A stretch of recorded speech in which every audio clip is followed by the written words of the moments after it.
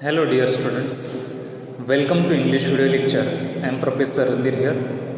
Friends, today we have to deal a poem from section number 2 which name is 2.2 The Sower. The meaning of the word is a farmer. In generally we say who is sow the seeds in a farm, that's called a sower. म्हणजे पेरणी करणारा असा त्याचा अर्थ होतो. This poem is written by the Victor Hugo, a French author, but this poem is translated in English by Torulata Dutt, a Indian writer, a Indian poetess. The poem The Sower is a translation of the famous French author Victor Hugo's work. Victor Hugo, a French author who has written this poem, and this poem's translation done by a Indian poetess Torulata Datta. She was the first Indian poetess to write verse in English and French. Toru Datta translated Victor Hugo's poem Saison de Simili de Sower from French to English. Actually, French language is a very challenging language. The words of French language are Latin, therefore it is conversion into English or translation into English is very tough job done by Toru Datta. She was the first lady who has translated French into English. The sower described a farmer seen in a dusk, already to sow, and he had bad harvest, but he optimistically toils to raise the next crop. शेतकऱ्याच्या जीवनातील जे प्रसंग आहेत ते प्रसंग वर्णन या पोएममधून आपल्याला अभ्यासायचे आहेत. How he feel and what kind of efforts he did to for the good crop. Before going to actual poem, we have to face icebreaker part that comes on page number 71. So let's start the icebreaker from the first question. Make a list of words related to agriculture. शेतीशी निगडीत असलेले शब्द आपल्याला या ठिकाणी सांगायचे.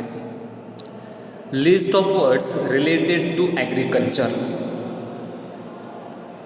There are so many words which are related about agriculture.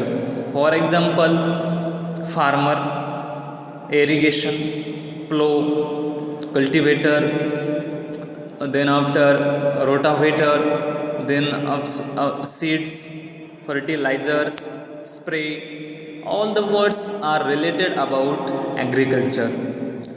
Also the harvesting, such kind of the words comes in agriculture field. The next question, discuss the activities carried out by a farmer. Here is one activity given to us, plowing. And what is the next one? The next one is sowing. पहिली जी activity दिलेली आपल्याला नांगरणे. A farmer first plough the farm. शेतकरी पहिल्यांदा शेती नांगरतो. Then after he sow the seed in his farm. नंतर तो पेरणी करतो. It means sowing is the next step और next activity. After sowing a farmer watering the crop, it's called the irrigating. सिंचन त्याला दिलं जातं. And the finally a farmer who cut the crops, that's called harvesting. शेवटी तो कापणी करतो आणि त्याला हार्वेस्टिंग म्हटलं जातं. These activities carried out by farmer. First one is plowing, second one is sowing, third one is irrigating, fourth one is harvesting.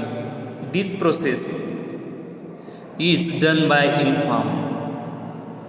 Next, in our country, engineering, teaching and medical fields are such sought after. Other professions, occupations, though they make a significant contribution to the society, do not get their due. बघा आपल्या देशामध्ये engineering किंवा teaching किंवा medical फील्डमधल्या करिअरला जास्तपणे महत्त्व दिलं जातं, पण बाकीचेही व्यवसाय असे प्रोफेशन आहेत, क्षेत्र आहेत की त्यांना अपेक्षेप्रमाणे त्यांचं कॉन्ट्रिब्युशन जरी होत असलं परंतु त्यांना मोठ्या प्रमाणामध्ये जास्त महत्त्व दिलं जात नाही. One is already given to us, farmer, highly unpredictable in economic gains. त्याचं आर्थिक उत्पन्न हे अनप्रिडिक्टेबल आहे, म्हणजे अनिश्चित आहे, खात्रीशीर नाही आहे, अशी अवस्था या फार्मरची आहे. कन्झर्वेन्सी वर्कर्स त्यांच्याबद्दल आपण माहिती करून घेऊया. Engage in occupations involving health risk in unsanitary conditions. They face so many problems while working. Engage in occupations involving health risk in unsanitary conditions. अस्वच्छ जागी त्यांना कामं करावे लागतात आणि जीवनाची भीती म्हणजेच हेल्थ रिस्क घेऊनच ते कामं करत असतात. Without require work gear and equipment. अवजारे वगैरे त्यांच्याकडे नसल्या कारणामुळे त्यांनाही अशा अडचणींचा सामना करावा लागतो. The another one is house help. House help, it means housemaid we can say here, की जे घरगुती काम करणारे लोक आहेत ते. No paid time off, no minimum wage assure, no old age benefits. अशा लोकांना वेळेचं बंद म्हणजे जास्त वेळ काम करून घेतलं जातं, त्यांना त्या बदल्यात मोबदला कमी दिला जातो आणि त्यांचं वेतन हे निश्चित नसतं, खात्रीशीर वेतन त्यांना ठरवलेलं किंवा निश्चित नसतं आणि त्यांना म्हातारपणातला जो बेनिफिट आहे तो पण त्या लोकांना मिळत नाही. 4 नंबर और D, daily veg labours. The condition of labours in our country is very unsafe work condition. They face unsafe work condition. असुरक्षितता त्यांना भेडसावते. आर्बिटररी वेजेस, जेंडर इनइक्वेलिटी, लिंगभेद त्यांच्याबद्दल केला जातो, म्हणजे स्त्रियांना कमी पगार दिला जातो आणि पुरुषांना जास्त पगार दिला जातो. अशा प्रकारचाही बऱ्याच वेळा जेंडर इनइक्वेलिटीमुळे दुष्परिणाम दिसतो. No housing, no proper education for offspring, no health care. Such a problem face by the daily wage laborers. Next, E number, street vendors.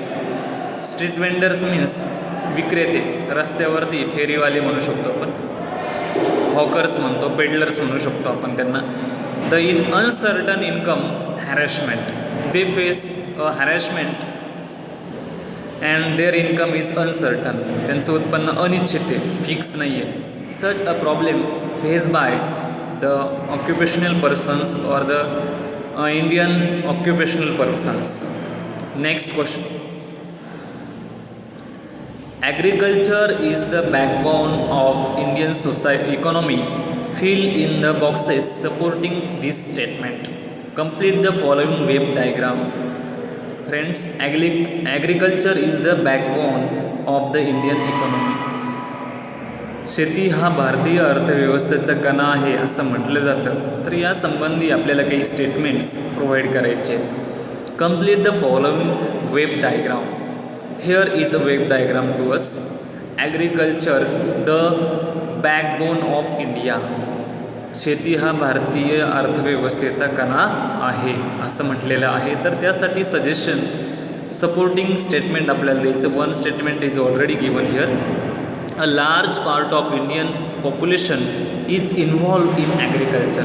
Obviously, almost 70% of population of India is depend on agriculture, involved in agriculture activities. 70% जनता ही शेतीशी निगडीत आहे. म्हणूनच भारतीय अर्थव्यवस्थेचा कणा किंवा भारत हा शेतीप्रधान देश आहे असं म्हटलं जातं. The another supporting statement is like this: India's entire population of more than a billion depend every day on the food crops grown by our farmers.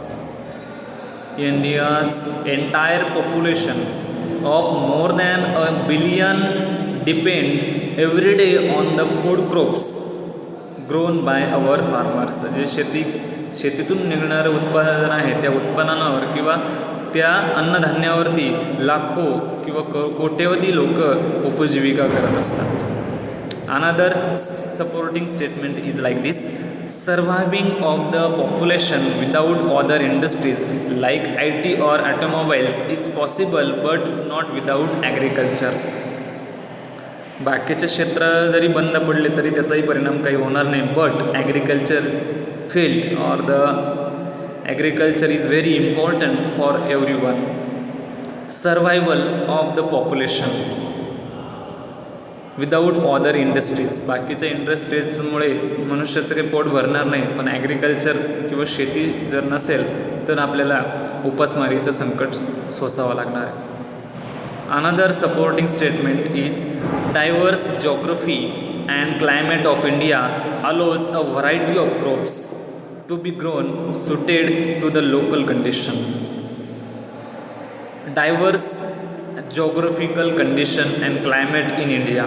Bharat हा विस्तृत असा देश आहे आणि या देशामध्ये वेगवेगळे प्रांत आहेत. या प्रांतांच्या भागानुसार जी पिकं पिकवली जातात त्या ठिकाणचे कंडिशन आणि त्या सुटेबल असे पिकं घेतली जातात. परिणामी उत्पादनामध्ये विविधता दिसून येते आणि उत्पादनही भरघोस भारतामध्ये आता व्हायला लागलेलं आहे. It means agriculture is the backbone of Indian economy. भारतीय अर्थव्यवस्थेचा कणा म्हणून शेतीकडे बघितलं जातं. हे स्टेटमेंट अतिशय पूरक आहे, योग्य आहे. The introduction of the poet Victor Hugo, poet, novelist and dramatist of the 19th century, was the most important of the French romantic writers. Victor Hugo, a French novelist, poet and dramatist also in the 19th century. आणि French romantic writer म्हणून यांची ख्याती आहे. दो regarded in France as one of the country's greatest poet, he is well-known poet in French literature. He is better known for novel as Notre Dame de Paris. A novel is worldwide famous. The novel name is Notre Dame de Paris, written in 1831, and Les Miserables. The another novel is also well known. It is written in 1862. ख्यातनाम असे लेखक साहित्यिक French भाषेमधील. He also poet too. ते कवी पण आहेत, नॉव्हलिस्ट आहेत आणि ड्रामाटिस्ट पण आहेत. The another poetess Indian poetess कवयित्री आहेत, त्या भारतीय कवयित्री आहेत. Tarulata Dutt, a Bengali poet. She is from Bengal, therefore the word is used for her is a Bengali poet, also known as Toru. Turu-Lata Dutt, known as Toru, wrote in English and French. She wrote in English and French. English आणि फ्रेंचमध्ये लिखाण केलेलं आहे. Was born on 4th March 1856 in Kolkata.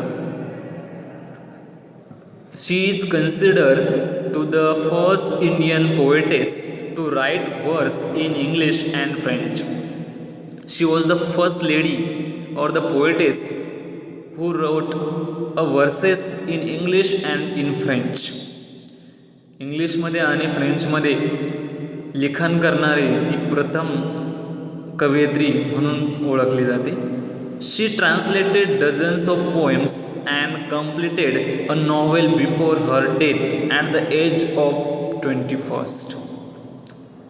वयाच्या 21व्या वर्षापर्यंत तिने बऱ्याचशा कवितेचं translation केलेलं होतं आणि एक नॉव्हेल पण पूर्ण केलेलं होतं.